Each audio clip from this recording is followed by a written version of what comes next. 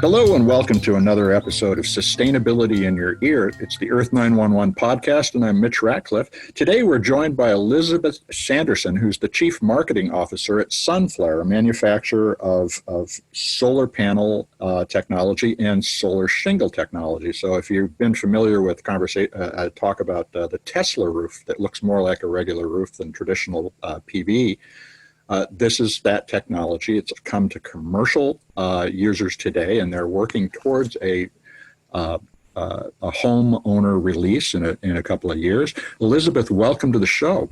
Thank you. Glad to have you. Now, Sunflare has just introduced some new technology called Capture 4, which is a very thin photovoltaic film that can be put onto a number of surfaces. Tell us about Capture 4.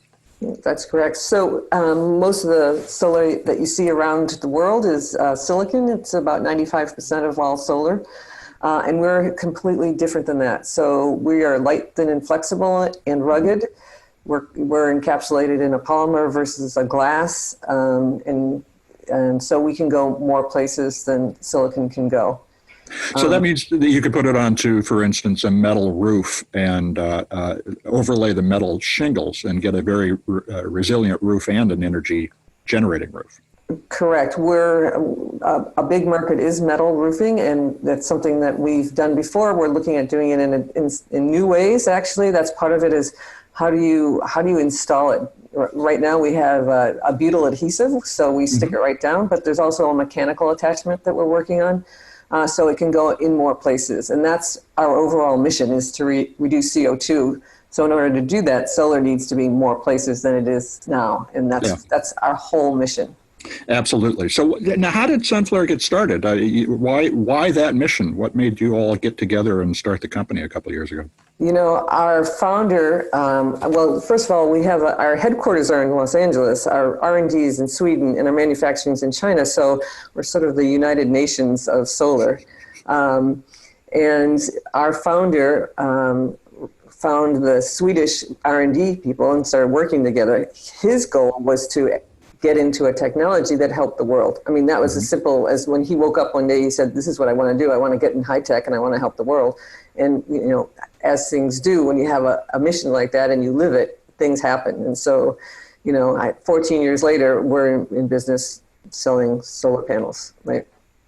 And as right now, your commercial offerings are really where you're focused. So you're doing buildings, apartment buildings, and commercial installations.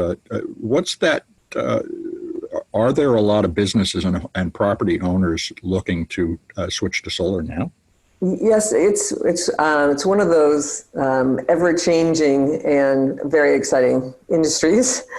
We have more, because of the tariffs, we actually have more barriers than we had before, but there's also tax credits. So businesses, and there's different ways of buying, there's different ways of financing. So businesses look at it in several different ways, and it's an investment in the future. It's also an investment in the world, and it's an investment in their corporate reputation. So all those things, and you know, they are reducing their electricity bills. So, and keeping them constant. I mean, that's part of it. Is electricity can be variable. So being able to have a constant, you know, billing is actually a benefit to corporations. So. Well, and one of the things about the Capture 4 technology that I found really intriguing is its ability to capture more light at dawn and dusk and at various angles away from direct exposure to the south, which, you know, I've been looking at this for my own home, which is tipped about 8 to 10 degrees to the southwest, and therefore is about 15% less efficient than it would be if it was just facing the sun. Capture 4 has a sort of ability to get light at an angle and use it. Tell us about that. Right. Because our chemical makeup is CIGS, which is copper, indium, gallium, and selenide, that reacts differently than silicon. It captures more light, more energy, converts more energy at low light. So it finds more of the sun to work with when it's, you know, when there's not as much sun around. Right. And that's how it works. And simply put. well, and then the other thing that is interesting about the technology, the way you've put it together, is it's smart enough not to turn off a whole part of the roof when it seems to be unproductive. It can turn off individual tiles. How does that change how you would put the solar on the roof? Can you put more of it up there as a result? So we have what they call bypass diodes at each cell, which means if it's shaded, only the cell that's shaded turns off versus traditional solar where it will, will turn off a whole row or a good part of a panel. So, you can put these in more places because you get more energy yield because of that, right? That being said, if you're, you have a chimney on a roof, you're gonna change the makeup of how that's not gonna move. You know that every day that's gonna happen. You're gonna put a different mix of solar on a roof because of that, right? We're looking at a residential tile as well. It's about 24 months out, but we will do sort of the active and inactive, and you might just put inactive cells next to that chimney because you know, right. And it's basically, you look at where the sun comes from. There are applications that actually, and algorithms that actually figure this out when you're going into an installation, so we know where to put what.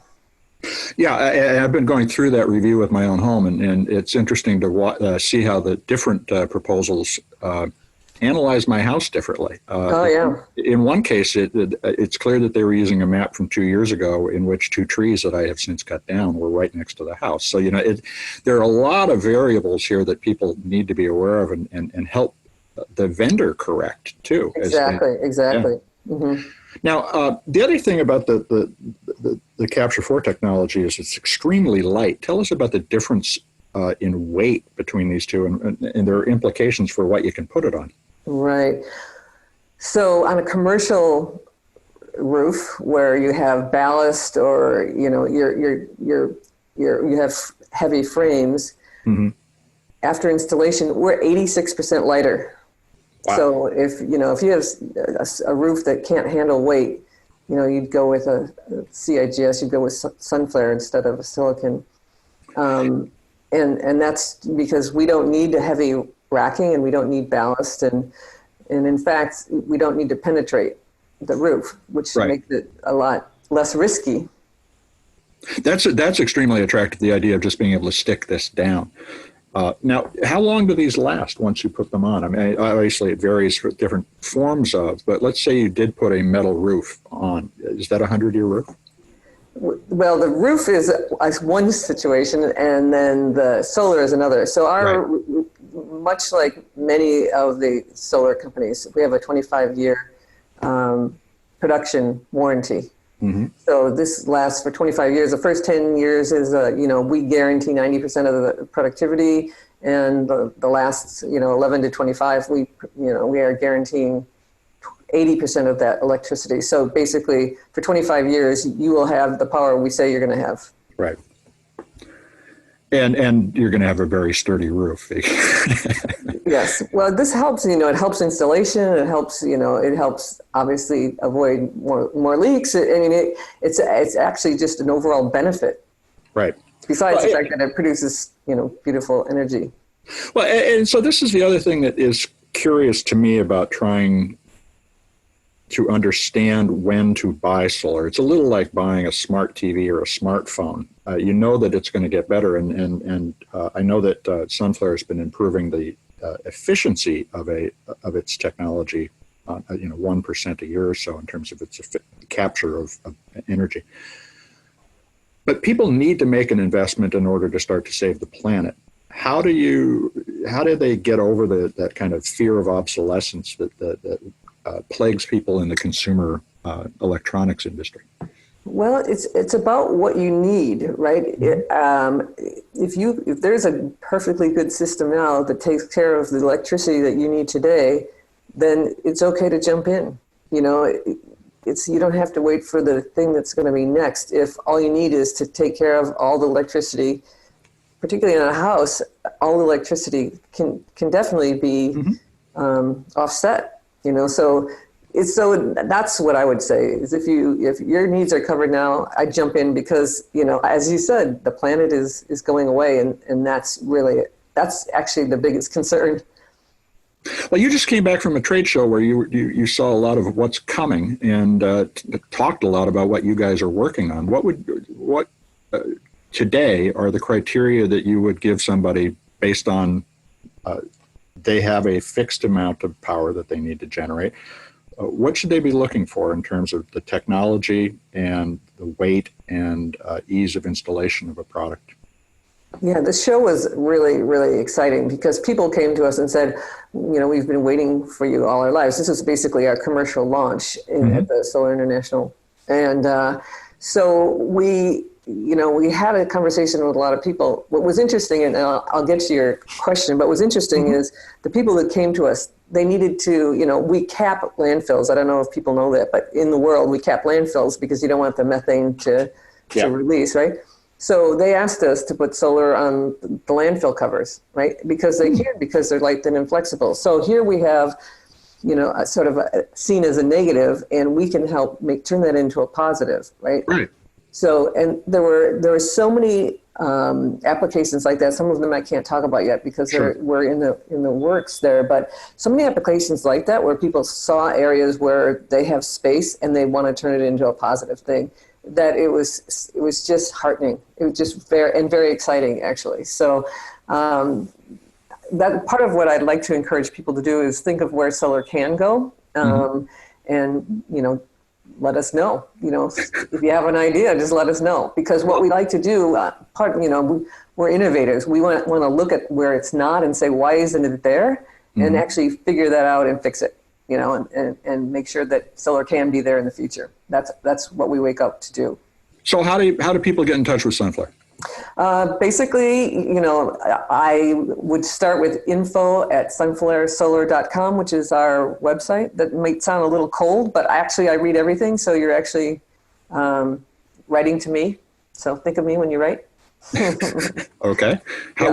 How should people address you? Should they say Elizabeth, or should they say to whom it may concern? No, you can say Elizabeth.